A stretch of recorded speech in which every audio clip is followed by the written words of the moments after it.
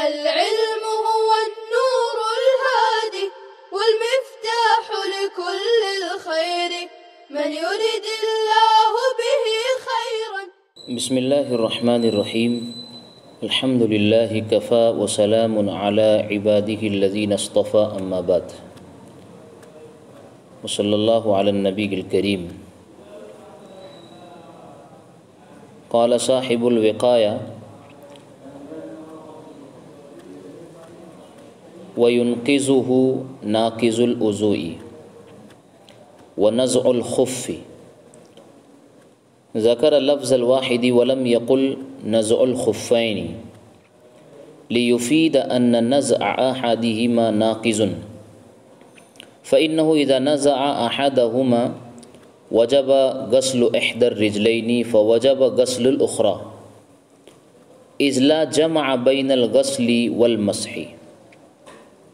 وكذا إن دخل الماء أحد خفيه حتى صار جميع الرجل مغسولا وإن أصاب الماء أكثرها فكذا عند أبي جعفر رحمه الله تعالى. ومزيء المدة وبعد أحد هذين أي نزع الخف ومزيء المدة على المتوضئ غسل رجليه فحسب.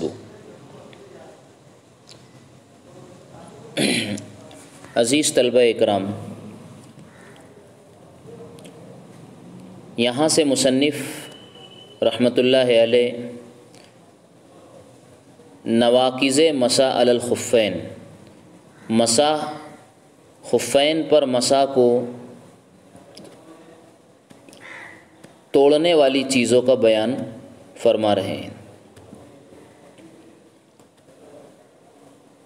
تو فرمایا کہ ینقذہ ناقض الوضوء، مسح علی الخفین، خفین پر کیے ہوئے مسح کو توڑ دیتی ہے وضو کو توڑنے والی چیز. جن جن چیزوں سے وضو ٹوٹ جاتا ہے ان تمام چیزوں سے خفین کا مسح بھی ٹوٹ جاتا ہے، ختم ہو جاتا ہے. اس لیے کہ مسح علی الخفین وضو کا ایک حصہ اور جز ہے، لہٰذا جن اشیاء سے وضو ٹوٹتا ہے یعنی کل ٹوٹ جاتا ہے، انہی اشیاء سے وضو کا جز اور ایک حصہ مسح بھی ٹوٹ جائے گا. جو حکم کل کا ہوگا وہی حکم اس کے جز کا بھی ہوگا. البتہ ایک چیز مزید انہوں نے شمار کرائی، وَنَزْعُ الْخُفِّ، ایک مزید چیز ہے جو مسح کو ختم کر دے گی، خفین کے مسح کو، وہ ہے موزے کا اتار دینا. اس سے بھی مسح ٹوٹ جائے گا. لہذا اگر کسی نے موزہ اتار لیا اور اسے کوئی حدث لاحق نہیں ہوا تھا، یوں ہی اتارا، تو صرف پاؤں دھو کر موزہ پہن لینے سے نماز وہ پڑھ سکے گا. موزہ اتار لینے کے بعد اس کے ذمے پاؤں کا غسل اور دھونا ہے، دوبارہ وضو کی ضرورت نہیں.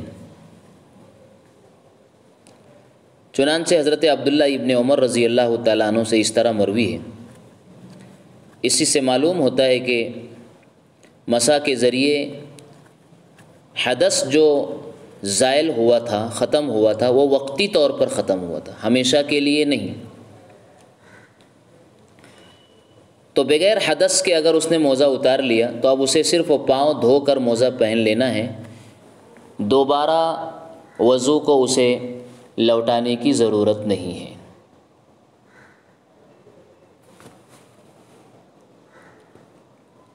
جیسا کہ روایت میں موجود ہے، سنن بیہقی وغیرہ کی روایت ہے، ان عبد الرحمن ابن ابی بکرۃ عن ابیہ ان رسول اللہ صلی اللہ علیہ وسلم سئل عن المسح علی الخفین فقال للمسافر 3 ایام ولیالیہن وللمقیم یوم ولیلۃ.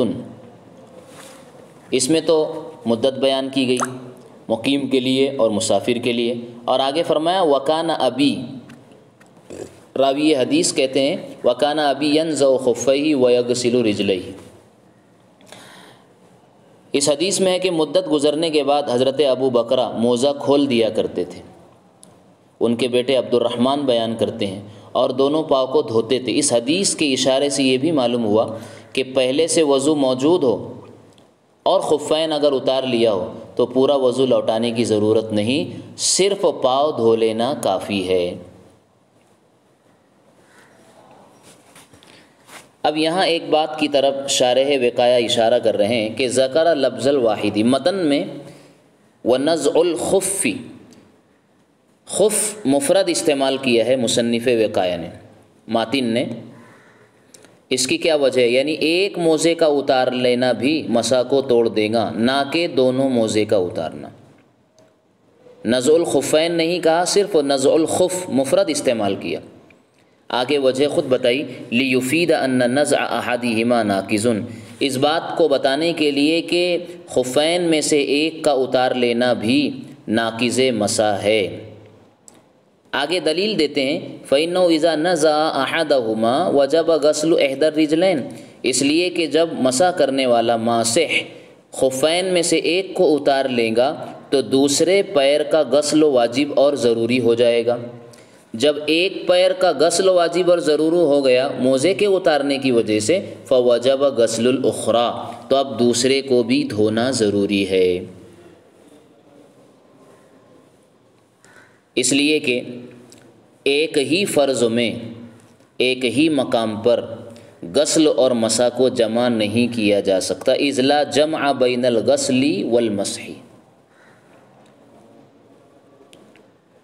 دھونا اور مسح کرنا، ایک فرضوں میں دونوں کو جمع کرنا متعذر ہے۔ اس لیے اگر ایک موزہ اتارا یا ایک موزہ نکل گیا تو اب دونوں کا کھولنا ہوگا اور دونوں پاؤں کو دھونا پڑے گا۔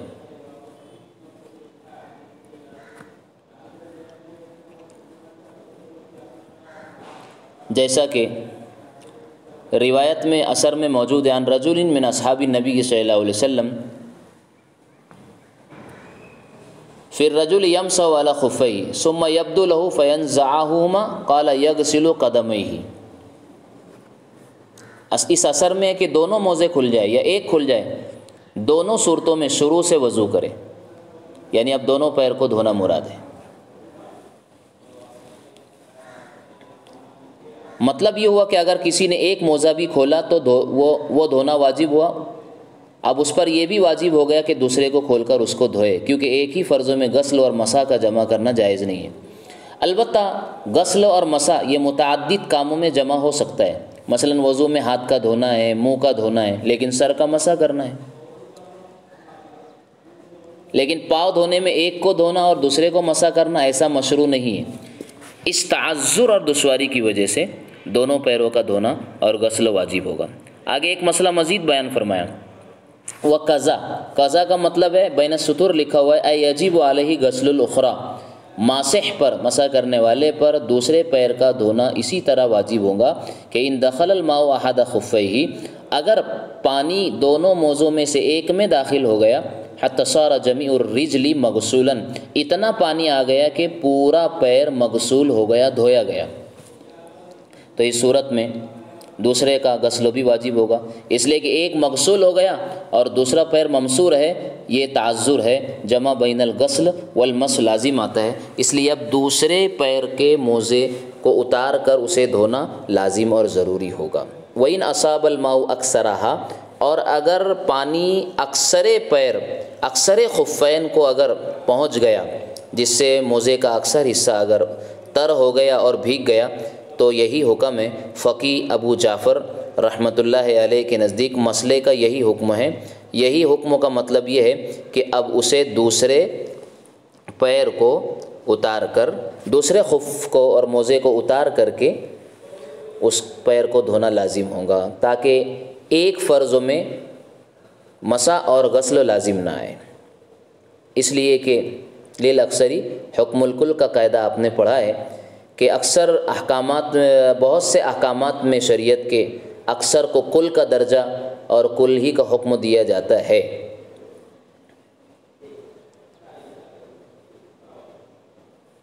بعض حضرات اس پر اعتراض کرتے ہیں، جس کو صاحب حاشیہ نے قیلہ سے بیان فرمایا کہ فقی ابو جعفر کی یہ بات معتبر نہیں، جب تک کہ پانی پورے پیر کو اور قدم کو مغسول نہ بنا دے اور بھیگا نہ دے، تب تک جو ہے دوسرے پیر کو کے خف کو اور موزے کو اتار کر اس کا غسل لازم اور ضروری نہیں ہوگا، ایسا بعض حضرات دیگر بعض حضرات یہ کہتے ہیں۔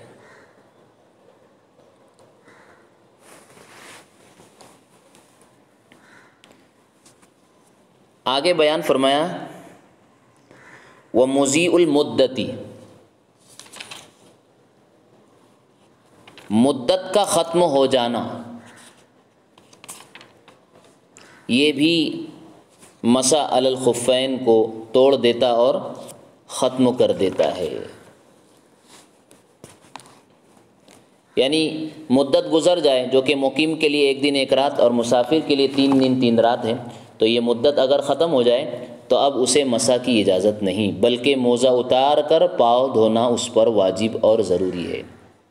البتہ یہ مدت جب ختم ہو رہی ہے اس وقت اگر وہ باوضو ہے تو صرف پاؤں دھونا کافی ہے، بقیہ اعضاء دھونا واجب نہیں ہے، جیسا کہ آگے فرمایا وَبَعْدَهَا أَحَدِ أَحْزَازَيْن، ان 2 چیزوں میں سے ایک کے بعد شارح نے اس کی وضاحت فرمائی، اے نزع الخف، ایک چیز ہے موزے کا اتارنا، ومضیء المدت، اور دوسری چیز ہے مدت کا گزر جانا، دونوں میں سے کسی ایک کے بعد علی المتوضی غسل رجلیہ فحسب، متوضی پر دونوں پیروں کا دھونا، صرف پیروں کا دھونا واجب ہے۔